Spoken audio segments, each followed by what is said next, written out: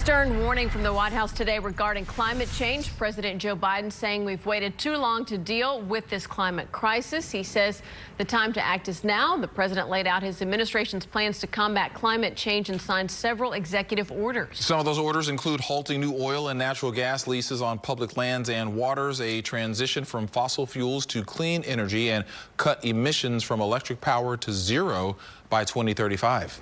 Some of the impacts of those executive orders affect energy. Houston is home to several big energy companies. The president is aiming to cut oil, gas, and coal emissions and double energy production from offshore wind turbines. Last year saw an unprecedented and historic amount of severe weather, from wildfires out west to catastrophic hurricanes right in our own backyard. KPRC 2's meteorologist Justin Stapleton is joining us now with how the new administration's policies could have an impact on future seasons for our area. Yeah, I'll tell you what, Lauren and Keith, we're watching this very carefully here as the new administration's taking over. We've got new policies as well. It's something that a lot of scientists, including all of us here at the KPRC Channel 2 Weather Team, are going to be watching very closely. One of the big takeaways from the 2020 historic hurricane season was that out of the 30 tropical systems that formed, which was a record, 12 of those, including 6 hurricanes, made landfall along the U.S. coastline. Proved to be the 5th costliest tropical season of all time, to the tune of roughly $56 billion in damages. Now, those are numbers that new special climate envoy to the president, former Secretary of State John Kerry, says will only get worse if we don't act now to fight climate change.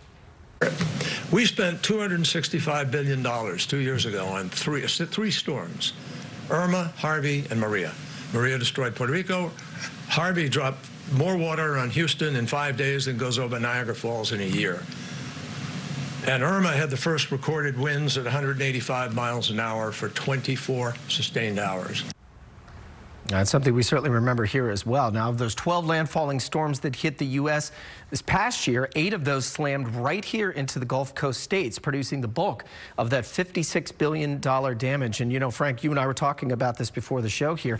It's not just the cost to the humans themselves. It's the cost to the wildlife. It's a cost to a lot of the services and industries that are affected by all of that water that gets pushed in, or the damage that the hurricanes do. Well, it's a domino effect. For instance, John Kerry mentioned all of the Harvey water damages, all of that 50 to 60 inches of rain. That fresh water goes into Galveston Bay, which means the salinity drops. So you don't have that saltiness that the shrimp need and the oysters need and the dolphins need. So it damages them. On the other hand, climate change can cause drought. Then you don't get enough fresh water and you have too much salinity, which can also adversely affect the bay. The bay is very sensitive to salinity and weather changes. And so too much fresh water or not enough can have a problem. Too much salinity, not enough, can have a problem. And that is part of climate change. And then that goes into the Gulf, which goes into the ocean. So it goes more and more, just that domino effect of what the ecological toll can be when the climate changes like that. Yeah, it's a lot that can compound, and something I think that they're going to be watching very carefully over the next couple of years. And take a look at this. We were talking about this at 4 o'clock, already getting peach tree blossoms on the trees there in Livingston. I know, and it's January, and this also, robins are being found in Friendswood. So I know, so you've got spring birds and spring blossoms, and here it is still January. Peaches and birds, yes. It's definitely a warmer climate.